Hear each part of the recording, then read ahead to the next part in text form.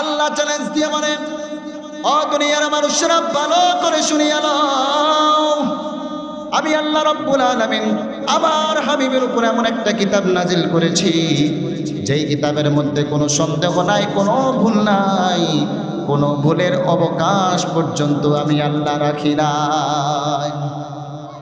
আল্লাহ রাব্বুল আলামিন পবিত্র কোরআনের মধ্যে বলেন, যালিকাল কিতাবু লা রাইবা ফীহি হুদাল লিল মুত্তাকিন।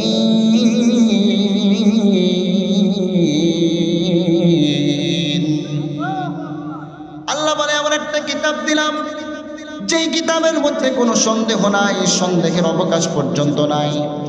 আল্লাহর রাসূল সাল্লাল্লাহু আলাইহি ওয়াসাল্লামের উপর যখন কোরআন অবতীর্ণ হয়, মক্কার কাফের বেঈমান মুশরিকরা বলে কি, এ মুহাম্মদ তুমি এই কোরআন কোথায় পাইছো? বলে আল্লাহর পক্ষ থেকে অবতীর্ণ হয়েছে। বলে না, বিশ্বাস করি না, এই কোরআন তুমি নিজে নিজে বানায় বানায় বলতাছো। কারণ কোরআন হচ্ছে কি ভাষা? আরবি ভাষা। আর তখনকার আরবের লোকেরাও ছিল কি আরবি ভাষাভাষী। তখন মক্কার কাফের বেঈমান মুশরিকরা বলতেছে, এই মুহাম্মদ তুমি যে কোরআনের কথা বলতেছ, এই কোরআন তো তোমার বানানো কোরআন, এটা আমরা বিশ্বাস করি না। নাউযুবিল্লাহ। তখন তৎক্ষণাৎ আল্লাহর পক্ষ থেকে আয়াত নাযিল হয়। আল্লাহ রাব্বুল আলামিন নবী মুহাম্মদুর রাসূলুল্লাহ সাল্লাল্লাহু আলাইহি ওয়াসাল্লামকে বলে, ও পয়গম্বর আপনি মক্কার কাফের বেঈমান মুশরিকদেরকে বলে দেন, আমি ইয়াকুলুন ইফতারা কুল ফাতু বিসূরাতিন মিসলিহি ওয়াদউ মান ইসতাতা'তুম মিন দুনিল্লাহি ইন কুনতুম সাদিকিন। হে আরবের মক্কার কাফেররা, তোমাদের যত বড় বড় পণ্ডিত আছে, যত বড় বড় আরবি সাহিত্যিক আছে, সবাইকে একসাথ করো। সবাইকে একসাথ করে কোরআনের মতো করে যদি পারো, একটা কোরআনের মতো করে একটা সূরা বানায়া দেখাও। মক্কার কাফের বেঈমান মুশরিকদেরকে যখন আল্লাহর রাসূল এই চ্যালেঞ্জটা ছুড়ে দিলেন, তারা আজ পর্যন্ত পৃথিবীর শুরু থেকে নিয়ে আজ পর্যন্ত মাশরিক থেকে মাগরিব পর্যন্ত, শিমাল থেকে জনুব পর্যন্ত, আজ পর্যন্ত কোনো মায়ের সন্তান কোরআনের মতো করে একটা সূরা তো দূরের কথা একটা আয়াত পর্যন্ত বানায়া দেখাতে পারে না। সুবহানাল্লাহ।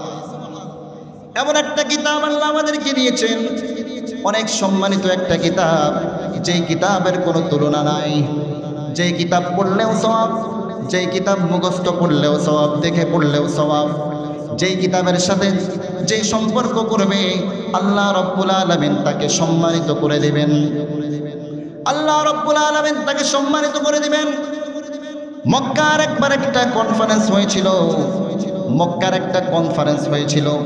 ওই কনফারেন্সের ভিতরে জার্মানির একজন সার্জন ডক্টর মরিস বুকাইলি, নাম কি? ডক্টর মরিস বুকাইলি, যখন মক্কার একটা কনফারেন্সে তাকে ইনভাইট করা হলো, তখন ওনাকে বলা হয় যে আপনি মক্কাতে একটা অনুষ্ঠান হবে, আপনাকে দাওয়াত করলাম, ইনভাইট করলাম। যখন ওনাকে দাওয়াত দেওয়া হয়, দাওয়াত দেওয়ার পরে উনি ওই কনফারেন্সে আসলেন। মক্কার শায়েখরা বলতেছেন যে আমরা এমন একটা কিতাব পেয়েছি যেই কিতাবের মধ্যে কোনো সন্দেহ নাই, কোনো ভুল নাই।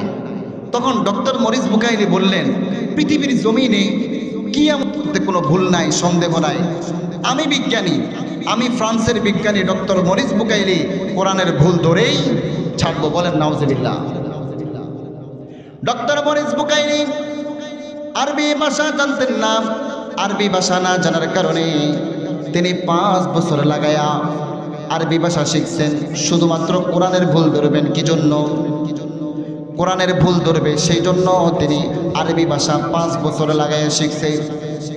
তিনি যখন আস্তে আস্তে করে আরবি ভাষা শিখলেন, ভাষা শেখার পরে তিনি যখন কোরআন খুললেন, কোরআন খুলে কোরআনের শুরু থেকে নিয়ে শেষ পর্যন্ত যখন তিনি পড়তেছেন, আস্তে আস্তে আরবি ভাষা শেখার কারণে বুঝতেছে। বুঝার পরে তিনি কোরআনের ভুল ধরবেন। কোরআনের শুরু থেকে মেয়ে পড়া শুরু করলেন। দেখে যে মধুর বাণী যতই পড়ে ততই ভালো লাগে, কোরআনের শুরু থেকে নিয়ে পড়তে কি আর ভুল ধরবে। কোরআন পড়তে পড়তে কোরআনের ভিতরে এতটা মুশকুল হয়ে গেলেন, কোরআন যতই পড়ে ততই ভালো লাগে, যতই পড়ে ততই ভালো লাগে, যতই পড়ে ততই ভালো লাগে। কি আর কোরআনের ভুল ধরবেন। একটা পর্যায়ে যখন কোরআনের শুরু থেকে শেষ পর্যন্ত পড়লেন, তিনি বলতে বাধ্য হলেন, এটা কোনো সাধারণ কোনো কালাম নয়, এটা আল্লাহর পক্ষ থেকে এমন একটা কালাম।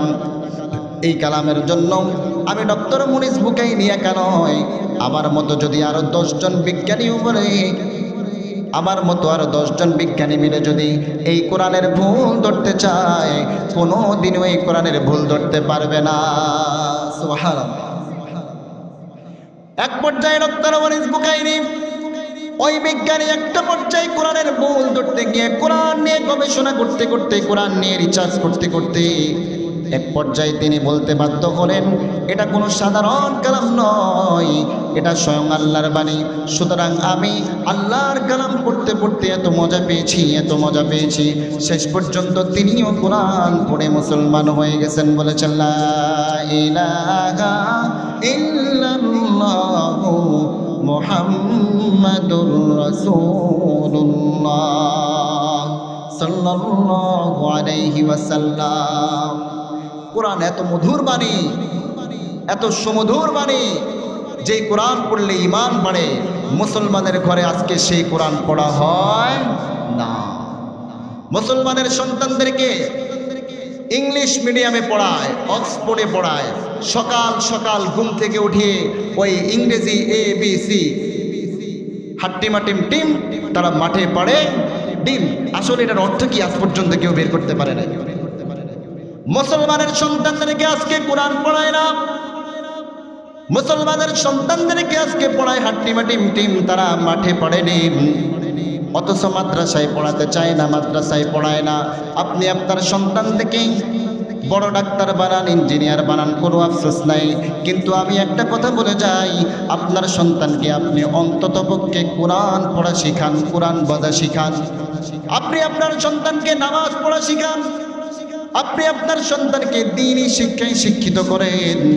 যদি আপনি আপনার সন্তানকে দ্বীনি শিক্ষায় শিক্ষিত করতে না পারেন, তাহলে মনে রাখবেন আপনার মতো কপাল পোড়া এই দুনিয়ার জমিনে আর কেউ নাই। ঠিক কিনা?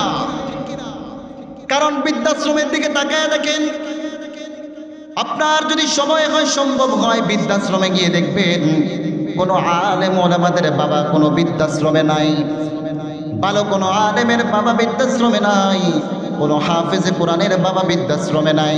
বৃদ্ধাশ্রমে যত বাবা মা আছেন বেশিরভাগ হচ্ছে বড় লোকের সন্তানের বাবা মারা। বৃদ্ধাশ্রমে খবর দেন বড় ইঞ্জিনিয়ারের বাবা, বড় লয়ার, যে বড় লয়ারের বাবা, ডাক্তারের বাবা। কারণ মুসলমানের সন্তানকে যখন মাদ্রাসায় পড়ানো হয়, তাদেরকে এই শিক্ষাও দেওয়া হয়, ও বাবা, বাবা মার সাথে কখনো খারাপ আচরণ করবে না, বাবা মার সাথে কখনো খারাপ আচরণ করা যাবে না। যেই মা তোমাকে 10 মাস 10 দিন পেটে ধারণ করেছে, যেই মা তোমাকে নিয়ে এত কষ্ট করেছে, মা তোমাকে গর্ভে ধারণ করে খাবার খেতে বসেছে, ঠিক সেই মুহূর্তে তুমি তোমার মায়ের কলিজার মধ্যে লাথি মারছো, ঠিক সেই মুহূর্তে তোমার মায়ের কলিজার মধ্যে লাথি মারছো। মা খাবার খেতে বসছে, ঠিক সেই মুহূর্তে যখন লাথি মারছো, মা খাবারটা রেখে চোখ দিয়ে পানি গড়ায়া গড়ায়া পড়ে উঠে গেছে। তোমাকে কোনো বৎসনা দেয় নাই, বরং আল্লাহর কাছে দোয়া করেছি, আল্লাহ আমার পেটেতেই সন্তান আছে গো মালিক, ওই সন্তানটাকে আমি হাফেজে কোরআন বানাবো, আলেম বানাবো। যেই মা তোমাকে এত কষ্ট করে দুনিয়াতে লালন পালন করেছে, ওই মাকে কোনোদিন তুমি বৃদ্ধাশ্রমে ফেলায়ও না, বরং মায়ের পায়ের নিচে সন্তানের বিঘিস্ত মায়ের যত হুকুম আছে, মায়ের যত রকমের খেদমত আছে, সব খেদমত তুমি করবা। বলেন ঠিক কিনা? মাদ্রাসায় এগুলো শিক্ষা দেওয়া হয়, মাদ্রাসার সন্তানকে এগুলো বলা হয় বাবা মার সাথে খারাপ আচরণ করা যাবে না, মুরব্বীদের সাথে খারাপ আচরণ করা যাবে না, বরং তাদেরকে বলা হয় তোমরা মুরব্বীদেরকে শ্রদ্ধা করবে, সালাম দিবে, তাদের সাথে ভালো আচরণ করবে। আপনারা যদি সম্ভব হয় দেখবেন কোনো মাদ্রাসার কোনো আলেম ওলামাদের বাবা বৃদ্ধাশ্রমে নাই। এই জন্য আপনাদেরকে বলে যাই, এই জাদুমানি রহমতুল্লাহ আলাইহি মাদ্রাসা, এই মাদ্রাসায় কোরআন পড়াবেন, আপনাদের সন্তানদেরকে পড়াবেন। যদি অন্ততপক্ষে আপনি আপনার সন্তানকে প্রথম জামাত, দ্বিতীয় জামাত, তৃতীয় জামাত, এই 3টা ক্লাস প্রাথমিক যদি আপনি শিক্ষা দিতে পারেন, আপনার সন্তান কোনোদিন কবরস্থানের পাশে গিয়ে আপনার দিকে তাকিয়ে প্রস্রাব করবে না। আপনার সন্তান কোনোদিন বাবা মার জন্য খারাপ কিছু চাইবে না। আপনি যদি আপনার সন্তানকে শিখান, মাদ্রাসায় শিখায়, যখন বাবা মা মারা যায় তখন বাবা মার লাশের পাশে বসে কবর জিয়ারত করবে, বাবা মার লাশের পাশে বসে আপনার জন্য দোয়া করবে, সূরা ফাতিহা পড়বে, সূরা ইখলাস পড়ে আপনার জন্য দোয়া করবে। কিন্তু যদি আপনার সন্তানকে আপনি কোনো কিছুই না শিখান, বখাটে বানান, সারা রাত গাঁজা খাইব, মদ খাইব, 3টা 4টার দিকে আইয়া কবরস্থানের দিকে তাকে চেনটা খুললে মুইতে দিব, কারণ তাকে তো আপনি শিখান নাই। যদি আপনি শিখাইতেন, আপনার সন্তান কবরস্থানের পাশে এসে আপনার জন্য দোয়া করত। পক্ষান্তরে না শিখানোর কারণেই আপনার সন্তান আপনার জন্য আর আযাবের কারণ হয়েছে। আল্লামা একজন বুজুর্গ রহমতুল্লাহ আলাইহি একবার একটা ঘটনা বর্ণনা করেন। একজন লোক, একজন প্রবাসী ভাই তার সন্তানকে মাদ্রাসায় পড়ানোর জন্য, তিনি যখন তার পেটের ভিতরে সন্তান নিয়া তার স্ত্রীর গর্ভের মধ্যে সন্তান, তিনি বিদেশ পাড়ি দিয়েছেন। বিদেশে যাওয়ার পর যে কোনো কারণে আল্লাহর বান্দা দুনিয়া থেকে বিদায় নিয়ে চলে যায়। ওই যে বিদেশ যাওয়ার সময় তার স্ত্রীকে ওসিয়ত করে গেছে, আমার সন্তানটাকে মাদ্রাসায় পড়াবে। কোথায় পড়াবে? আমার সন্তানকে মাদ্রাসায় পড়াবে। ঠিক যখন সন্তান বড় হলো, সন্তান বড় হওয়ার পরে আস্তে আস্তে করে যখন মাদ্রাসায় যাচ্ছে, ওই সন্তানের বাবা ভালো লোক ছিল না, নামাজ পড়তো না, কোরআন পড়তো না, আল্লাহর হুকুম পালন করতো না, জাহান্নামের আসামে ছিল। একটা পর্যায়ে যখন সে মারা যায়, মারা যাওয়ার পরে তার কবরের মধ্যে জাহান্নামের শাস্তি হতে থাকে। ঠিক যখন সন্তান বড় হওয়ার পরে মাদ্রাসায় পাঠাইছে, মাদ্রাসায় পাঠানোর পর যখন সে আল্লাহর কোরআন পড়া শুরু করে দিয়েছে, ঠিক সেই মুহূর্তেই ওই বাবার কবরের মধ্যে জান্নাতের থেকে জান্নাতি বাতাস আসা শুরু করে দিয়েছে। সুবহানাল্লাহ। ওই বাবা বলেন, ও আল্লাহ, আমি তো দুনিয়াতে কোনো তেমন আমল করতে পারি নাই, কি কারণে আমি জান্নাতের বাতাস পাইতেছি গো আল্লাহ? আল্লাহ ডাক দিয়া বলে, ও বান্দা, তুমি দুনিয়াতে থাকা অবস্থায় তোমার যে সন্তানটাকে মাদ্রাসায় পড়ার জন্য ওসিয়ত করেছো, তোমার সন্তান বড় হয়েছে, তোমার সন্তান আস্তে আস্তে করে মাদ্রাসার দিকে যাচ্ছে, তোমার সন্তান আলেম হবে আর তোমার জন্য দোয়া করবে। আর এই দোয়া যখন তোমার সন্তান চোখের পানি ফেলে আল্লাহর কাছে দোয়া করবে, আল্লাহ,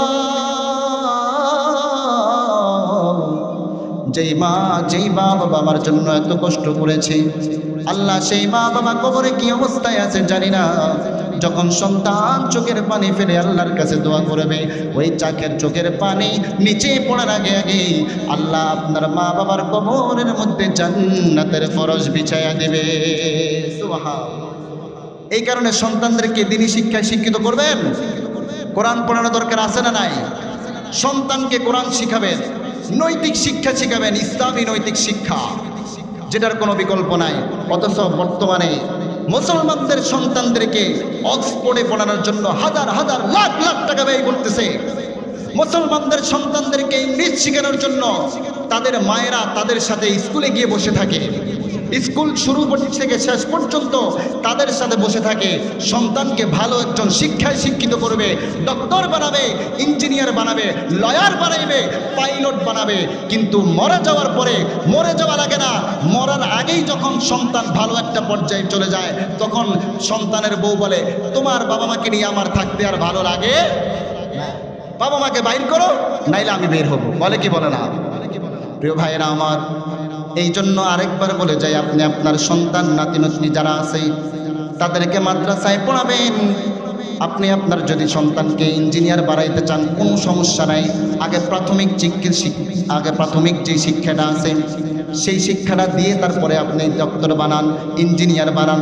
কারণ যদি একজন ভালো ডাক্তার হয়, একজন ভালো যদি ইঞ্জিনিয়ার হয়, আপনার সন্তানকে যদি আপনার ভালো ডাক্তার ডাক্তার বানাতে পারেন যখন তার অন্তরের ভিতরে আল্লাহর ভয় থাকবে, যখন সে চিন্তা করবে আমি যে চিকিৎসা করতেছি আমি কোনোদিন হারাম খাবো না, হালালভাবে যতটুকু সেইটুকু অর্জন করব। যদি আপনি আপনার সন্তানকে দ্বীনের ভয় দ্বীনের মধ্যে আনতে পারেন, আর যদি সে ডাক্তার হয় তাহলে সে কোনো দিন মানুষের গলার মধ্যে পাড়া দিয়া টাকা নিবে না। বর্তমান বাংলাদেশ নয়, আমরা সারা পৃথিবীতে দেখতে পাই ডাক্তাররা এখন আসলে ডাক্তার নয়, তারা হচ্ছেন ডাক্তার নামে কসাই। সবাই না কিন্তু কিছু কিছু, কারণ তারা মানুষের দিকে চিন্তা করে না, মানুষের গলার মধ্যে পাড়া দিয়া টাকা নেয়, একটা অপারেশন করে। এই যে মানুষকে টেস্ট দেয়, পরীক্ষাগুলা করায়, কত টাকা মানুষ টাকার কারণে পরীক্ষা করাইতে পারে না। প্রিয় ভাইরা আমার, যখন এই সেক্টরগুলোতে আমাদের সন্তানগুলো ঢুকবে, যখন আমাদের সন্তানরা ডাক্তার হবে, একজন ডাক্তারের ভিতরে যখন আল্লাহর ভয় থাকবে, একজন ডিসির ভিতরে যখন আল্লাহর ভয় থাকবে, একজন এসপির ভিতরে যখন আল্লাহর ভয় থাকবে, তখন সে কোনো দিন বাম হাত দিয়ে কোনো দিন ঘুষ খাবে না, বরং সত্য যেটা সত্যের পক্ষেই থাকবে এবং বাতিলের বিপক্ষেই থাকবে। বলেন ঠিক কিনা? এই কারণে সন্তানগুলোকে দ্বীনি শিক্ষায় শিক্ষিত করতে হবে।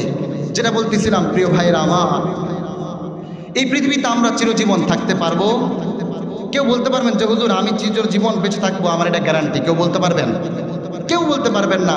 যত বড় কোটিপতি, যত বড় টাকাওয়ালা, ধন দৌলতওয়ালা, কেউ পৃথিবীতে আজ পর্যন্ত বেঁচে থাকতে পারে নাই।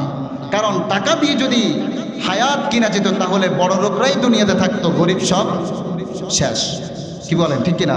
কারণ বড় লোকের টাকা দিয়ে কি করবে? সে হায়াত কিনা দুনিয়াতে থাকবে, গরিব সব সরকার।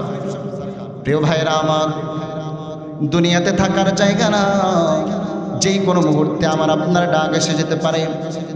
এই কারণে কোরআন শিখতে হবে। আমি আপনি যে আমলগুলো করি ওই আমলগুলো কোরআন হাদিস অনুযায়ী হচ্ছে কিনা, সহি শুদ্ধ হচ্ছে কিনা খেয়াল রাখতে হবে।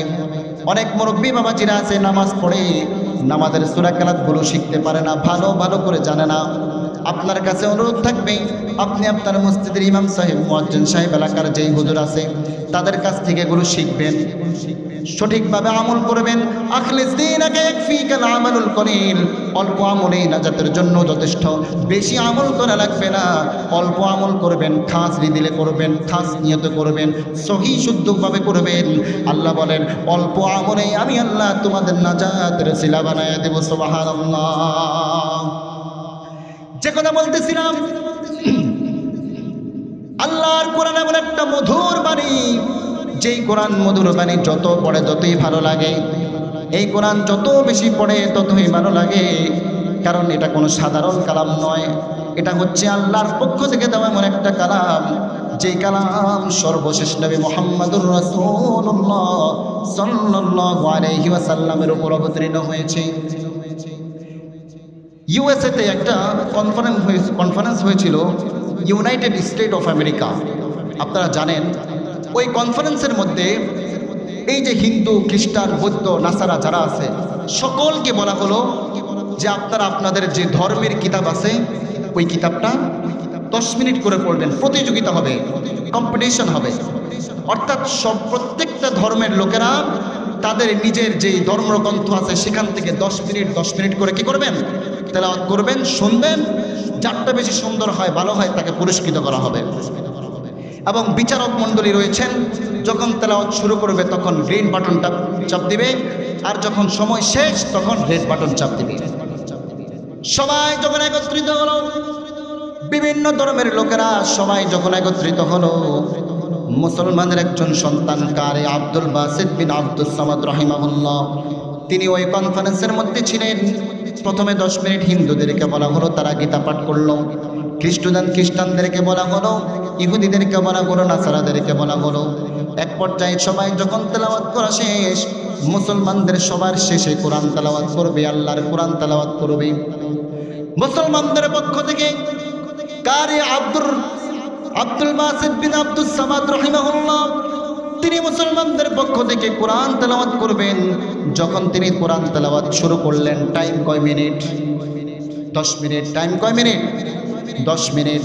কারি আব্দুল সামাদ বিন আব্দুর রহমানুল্লাহ আব্দুল বাসিত বিন আব্দুল সামাদকে যখন বলা হলো আপনি তেলাওয়াত শুরু করেন, যখন এই তেলাওয়াত শুরু করলেন, তেলাওয়াত শুরু করার পর 10 মিনিট হলো, 20 মিনিট হলো, 30 মিনিট পর্যন্ত শেষ হয়ে গেছে। পুরা সমাজটা, পুরা কনফারেন্সটা নিস্তব্ধ হয়ে গেছে। আল্লাহর কোরআনের তেলাওয়াতে মাধুর্যতায় সুরান্বিত হয়ে, সুরে সুরান্বিত হয়ে সবাই কোরআন তেলাওয়াতে মুগ্ধ হয়ে যায়। ওই বিচারকের আর খবর নাই, কারণ যেই মধুর তেলাওয়াত শুরু করে দিয়েছে সেটা হচ্ছে আল্লাহর পক্ষ থেকে আল কোরআন। কারি আব্দুল বাসিত যখন পড়া শুরু করলেন, আর রহমান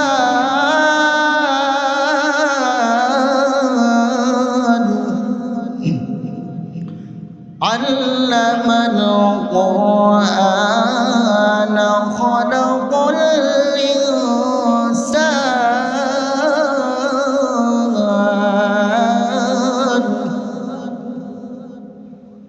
আল্লামাহুল বায়ান الشمس والقمر بحسبان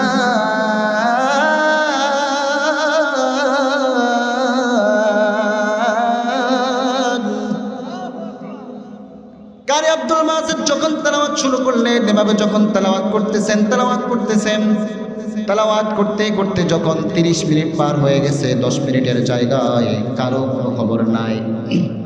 30 মিনিট পরে বিচারক বলতেছে স্টপ, সবাই থেমে যাও। সবার সময় 10 মিনিট দেওয়া হলো, কারি আব্দুল বাসিতের সময় কেন 30 মিনিট, এটা মেনে নিতে পারি না। তখন বিচারক বলতেছে, যাকে রেড বাটন চাপানোর জন্য বলতেছে, বলে মুসলমানের সন্তান কারি আব্দুল বাসিত কি এমন মধুর তেলাওয়াত করলো, যেই তেলাওয়াত শুনে আমি বিচারক কেমন যেন আমি পাগলের মতো হয়ে গেছি। আমি কোরআন তেলাওয়াত শুনে, কোরআন তেলাওয়াতের মাধুর্যতায় মুগ্ধ হয়ে আমি নিজেকেই যেমন হারিয়ে ফেলেছি। সুবহানাল্লাহ। এই কোরআন এমন একটা কোরআন যেটা আমাদের জন্য, আমাদের মুমিন মুত্তাকিনদের জন্য হেদায়েত, যে এই কোরআনটা মেনে নেবে, কোরআন অনুযায়ী নিজের জীবনকে পরিচালনা করবে, কোরআনকে আঁকড়ে ধরবে, সেই হয়ে যাবে উন্নত এবং সেই হয়ে যাবে আল্লাহর কাছে প্রিয় বান্দা, এবং তার জন্য শেষ ঠিকানা জান্নাত। সুবহানাল্লাহ।